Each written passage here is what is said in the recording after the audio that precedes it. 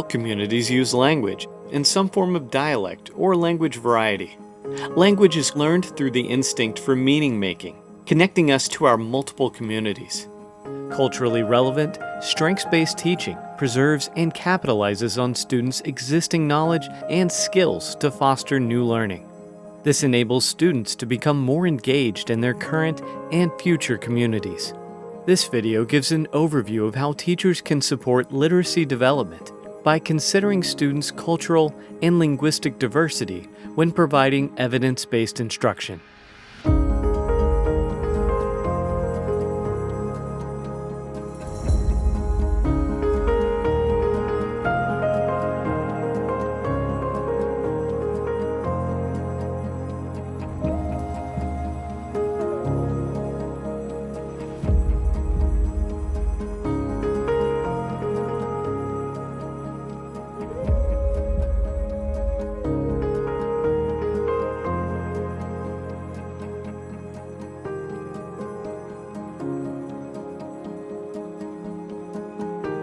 We really need to start with the understanding that all literacy is based on oral language. And as humans, we are wired for language. We're wired for speech. We're wired for speaking and listening. We are not automatically wired for reading and writing. We're not wired for print. So when we're thinking about teaching students or anybody who is learning how to read, we need to start with the understanding that it's based on oral language and that we're really hijacking different parts of the brain that are used primarily for language towards learning print, reading, and writing. When we're thinking about how that oral language maps onto print, there might be differences, and we have to teach kids to think flexibly between those two things.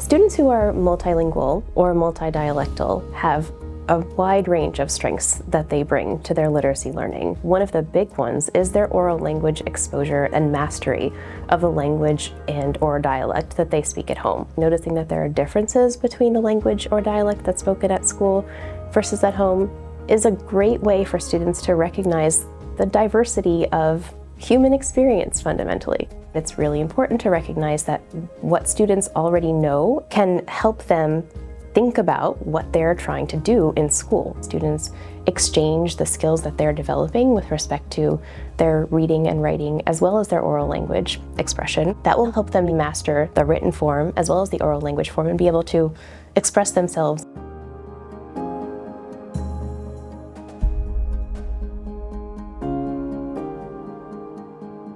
So when designing early literacy instruction for multilingual or multidialectal students, what teachers need to remember and what instructional leaders need to remember is that these students are going to be navigating multiple systems rather than just one system. One key feature of being a multilingual learner or a multidialectal learner is that there is a different set of phonemes or sounds that contribute to meaningful differences in the language that these students use apart from the set that is available in General American English.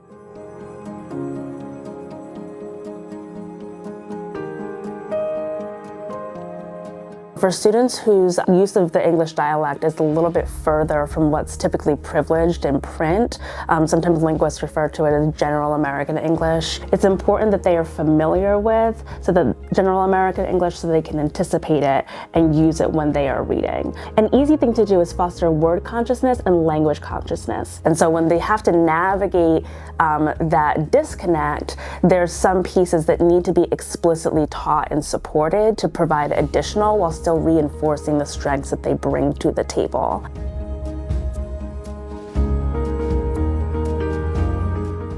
in all, the practices really are about like thinking about what kids are bringing to the table, because all language use, all language knowledge is advantageous when it comes to learning how to read. For multilingual learners, it's important to incorporate words and draw attention to sounds that appear in that student's home language. It's very affirming for the students, but it also gives them an opportunity to contribute and generate the instruction themselves. That is not a deficit. That's teaching kids to be adaptable and to think flexibly about the ways that ideas can be communicated.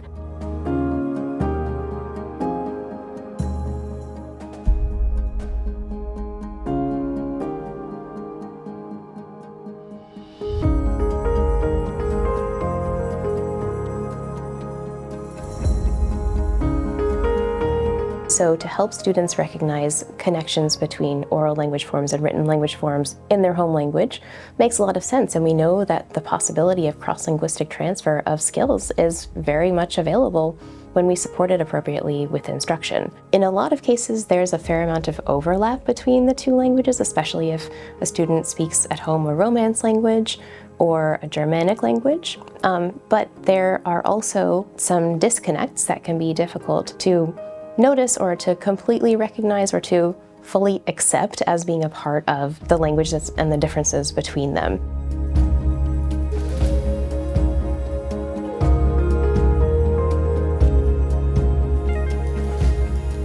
So a practical example might be in your phonological awareness instruction, where you are teaching kids to manipulate and identify sounds in different ways. So you're showing the principle and doing it in, for example, Spanish first, and then you say we're going to do the same thing in English. We're again starting with what they know, drawing their attention to what they can do and feeling really good about that and strong about that. And that way it really anchors in that student's oral language first and builds on the principle of you can hear sounds and manipulate them regardless of whatever language you're speaking. It's important for them to know that they should be able to listen to themselves and work flexibly with their language.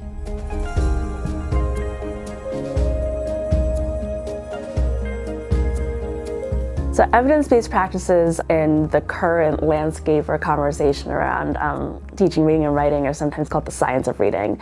And there's a misconception that it's only phonics instruction that is undifferentiated and often done at the expense of meaning-making activities that are the reason humans learn how to read and write. We are really enforcing systematic and explicit phonological awareness and phonemic awareness in phonics instruction. For multilingual and for multidialectal students, it is crucial that we make sure that we are really pulling in that meaning all the time so that we are teaching additionally in affirming and allowing students to ground in the reasons that we learn how to read and write. So it's really showing up in the phonics that we're intentionally building on their awareness of sound. When we're thinking about the ways that systematic and explicit instruction can really support multilingual and multidialectal students, and then we also have to think about explicit, systematic, strong evidence-based instruction is not just about reading, it's about writing too. So when we're drawing those two things together, we are really ensuring that students have a strong base to understand and use the code in addition to their oral language. And then also be flexible in their approach to how things might be communicated on paper, because all writing is somebody's oral language put onto paper, and it's a really useful tool to say that somebody wrote this, somebody had an idea to bring to you.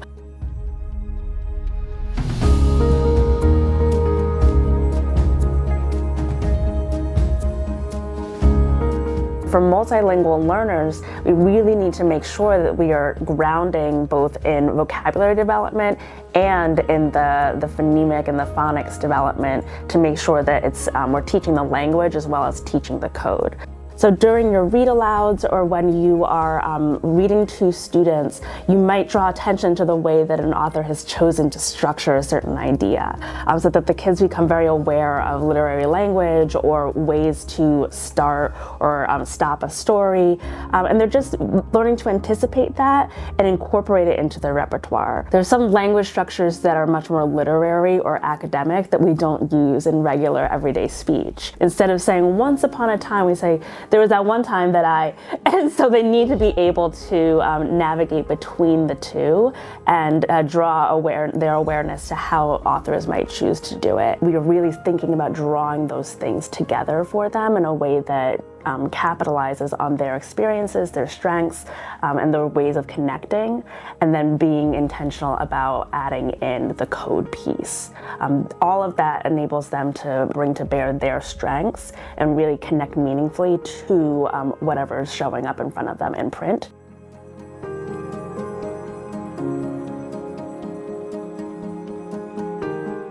We can help students come to realize that in some cases there are a lot of similarities, ensuring that the texts that we use during our evidence-based literacy practice and their associated instruction are representative of the students' backgrounds, that they address issues that the students care about, that they invite students to use their own voices in that instruction and in the interactions that they have in the classroom. Because we're not talking about just learning a code, we're talking about learning a language filled with meanings.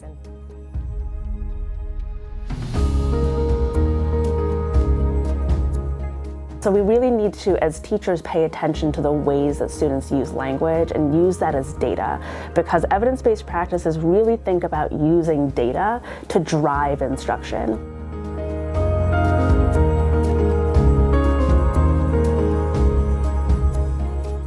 There are ways for students who bring an additional resource of another home language or a home dialect to really bring their thinking to bear on the way that they're engaging with academic content and breaking into the practices of literacy. It's giving kids an additional way of navigating. It's not meant to replace, it's not meant to say that the way that you speak is wrong.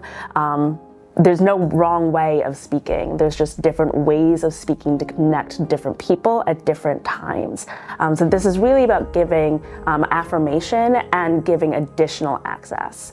That way that when students come across words that they might not use in the same way in their oral language, they're prepared to navigate both. It's really on us as educators to know how to take those strengths and see them and to leverage it into an additional way of navigating the world through meaning and communication, which is in print.